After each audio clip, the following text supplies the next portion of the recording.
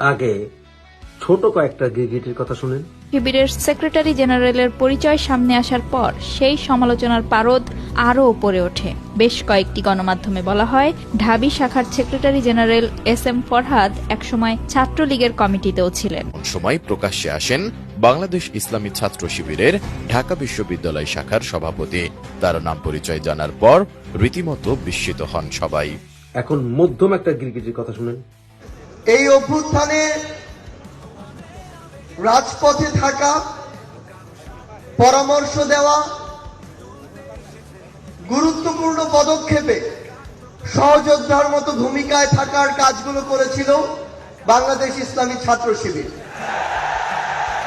ওই শেখ মুজিবুর রহমান 1971-এর পরে এই বাংলাদেশের অস্তিত্ব, এই বাংলাদেশের যে সার্বভৌমত্ব সেটি নষ্ট করে দিয়েছিল এই বাংলাদেশকে একটি দেশের কাছে ইজারা দিয়ে। বঙ্গবন্ধু কখন আমার হলো? একজন মানুষকে কখন আমার বলি যখন সেই মানুষটির কথা এবং কাজ ধীরে ধীরে আমার কাছে অনুসরণীয়, অনুকরণীয় হয়ে ওঠে, যখন যে মানুষটি আমার কাছে ধীরে ধীরে আদর্শ হয়ে ওঠে। কিভাবে বিভিন্ন গল্প, কথা এবং কাজের মাধ্যমে বঙ্গবন্ধু ধীরে ধীরে আমার বঙ্গবন্ধু হয়ে উঠলেন, সেই গল্পগুলো আজকে আপনাদের শোনাতে চাই।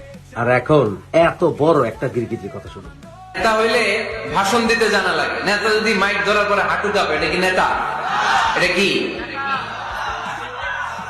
এটা নেতা না। আচ্ছা, ঠিক আছে। তো নেতার ভাষণ জানতে হয়, বক্তব্য দিতে জানতে হয়। স্বাধীনতার স্থপতি বঙ্গবন্ধু শেখ মুজিবুর রহমান 7ই মার্চের ভাষণ দিয়েছিলেন রেসকোর্সের ময়দানে। ওই ভাষণ আজও কানে বাজে, ঠিক কিনা? এবারের সংগ্রাম মুক্তির সংগ্রাম, এবারের সংগ্রাম রক্ত যখন দিয়েছি এদেশের মানুষকে মুক্ত করে ছাড়বো ইনশাল্লাহ। আসরা নাই? আমার নেতা আমাদেরকে ইনশাল্লাহ শিখায় গেছে, চিল্লায় এখন, ঠিক কিনা? এজন্য ইনশাল্লাহর বিরুদ্ধে যদি কেউ কথা বলে ওর সাথে আমাদের কোনো সম্পর্ক নাই, ঠিক কিনা? ইনশাল্লাহ, ইনশাল্লাহর উপর ভিত্তি করে স্বাধীনতা যুদ্ধ শুরু হয়েছে। তাহলে দেখেন, উনি ইন্তেকাল করলো কোন সালে? কত বছর হইল? হ্যাঁ, কত? 40। এই যে 40-45 বছর হয়ে গেছে, এখন ওই ভাষণ আমরা বলি নাই। কারণ ট্রু লিডার, ক্যারিসমেটিক লিডার উনি ছিলেন, নেতার মতো নেতা। এরকম নেতা বাংলাদেশ আর খুঁজে পায় নাই, ঠিক কিনা? বক্তব্য দিতে জানা লাগে, এলোকুয়েন্স, ভাষণ দানে পারঙ্গমতা থাকা চাই নেতার। এই যে ভাষণ জানা, এটা নেতার জন্য অপরিহার্য। কথা বলতে জানতে হয়, কথা বলতে না জানলে ওই লোক নেতা হইতে পারে। এক সাগরে রক্তের বিনিময়ে বাংলার স্বাধীনতা আনলে যারা, আমরা তোমাদের ভুলবো না, আমরা তোমাদের ভুলবো না। দুঃসহ বেদনার কণ্টক পথবে শোষণের নাগ পাশ ছিঁড়লে যারা, আমরা তোমাদের ভুলবো না। কিতাবের জন্য মরলেও সওয়াব আছে না নাই? মরতে রাজি আছেন? রাজি আছেন মরতে? কোরআনের জন্য মরলে আপনি মরবেন না, আজীবনের জন্য জীবিত থেকে যাবেন, ঠিক কিনা? আল্লাহ সতর্কবাণী দিয়ে বললেন, খবরদার, কোরআনের রাজ কায়েম করতে যে আমার জমিনে যারা রক্ত ঢাললো, কোরআনকে মসনদে বসাতে যে, কোরআনের সমাজ প্রতিষ্ঠা করতে যে যারা জীবন দিল, তাদেরকে তোমরা মৃত বলো না।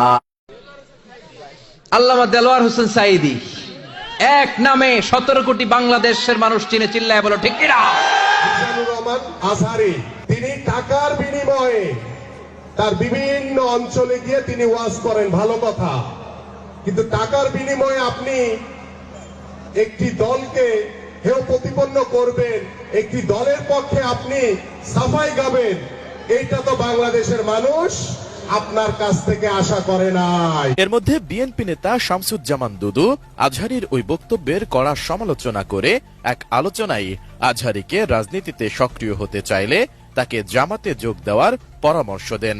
ওই যে কে যেন আজহার নাকি মাঝহার একজন আছে, আগে ওরা খাইছে এখন এরা খেতেছে না, কি বলছে না? ভাইরে, রাজনীতি করবেন স্বনামে আসে, আড়াইলে আপনার লেগে রাজনীতি। আসসালামু আলাইকুম ওয়া রাহমাতুল্লাহি ওয়া বারাকাতুহু।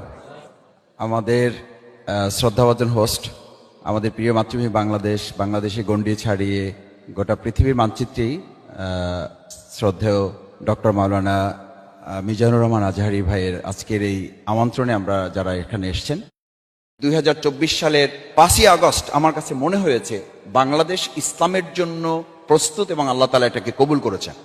এখন এই প্রেক্ষাপটটাকে চাষ করে যেন ফসলটা আমরা তুলে নিতে পারি। পশ্চিম পাকিস্তানের নেতাদের 3টা আদর্শ ছিল, যে আদর্শ এই সভ্য জগতে চলতে পারে না। কি ছিল তাদের আদর্শ? ইসলাম খতরা মে হায়, কাশ্মীর কো ফতেহ করনে পড়েগা, হিন্দু হামারা দুশ্মন হ্যায়। আর কোন স্লোগান নাই, আর কোন আদর্শ নাই। মানুষ না খেয়ে মরছে, তার কথা বলবে না। আমি আপনাদের এই আশ্বাস দেবার পারি যে বাংলাদেশ 4টে স্তম্ভের উপর চলবে: জাতীয়তাবাদ, সমাজতন্ত্র, গণতন্ত্র আর ধর্মনিরপেক্ষ রাষ্ট্র। এর মধ্যে কোনো কিন্তু নাই, এর মধ্যে কেউ হাত লাগাতে পারবে না। এটা সোজাসুজি আমরা করব। আর আপনারা জানেন আমি সোজা মানুষ, সোজা কথা বলি, যা বলি সেটা বুঝি, সেটা বলি এবং সেটা করি। এর মধ্যে আমি ভয় করি না কাউকে করব। আমার মানুষ বড় সোনার মানুষ, সোনার বাংলা, সত্যি সোনার বাংলা। তাই আমরা আমাদের জাতীয় সংগীত করেছি, সোনার বাংলা তোমায় বড় ভালোবাসি। এগুলি সব ভুল পাল্টায়, এদেরকে ধরা বড় মুশকিল, রূপ পাল্টাতে থাকে। শেখ হাসিনাকে আমি খুব একটা পছন্দ করি না রে ভাই, কিন্তু শেখ হাসিনা কিন্তু এই বিষয়ে সাবধান করেছিল। আমি জানি ছাত্রলীগ সম্পর্কে অনেক অনেক কথা লেখা হয়, আর এত বড় একটা সংগঠন, তার মধ্যে কিছু কিছু তো আমরা ক্ষমতা আছি বলে অনেকেই ভিতরে ঢুকে যায়, ঢুকে নিজেরাই গোলমাল করে। বদনামটা ছাত্রলীগের উপর পড়ে, এবং ছাত্রলীগকেও সংগঠন করার সময় এই গ্রুপ বাড়ানোর জন্য এইরকম আলতু ফালতু লোক দলে ঢুকাবে না। তাতে নিজেদের বদনাম, দলের বদনাম, দেশের বদনাম, সব পিছনে তো আমাদের লোক লেগেই আছে, লেগেই থাকবে। যেই সাবধানটা ছাত্রলীগ শুনে নাই বলেই ছাত্রলীগের ভিতরে গিরগিটি ঢুকেছিল, গিরগিটি। এই ক্রেডিটটা কিন্তু শেখ হাসিনাকে দিতে হয়। শেখ হাসিনা ছাত্রলীগের ভিতরে গিরগিটি ঢুকবে এই কথা কিন্তু বলে সাবধান করেছিল।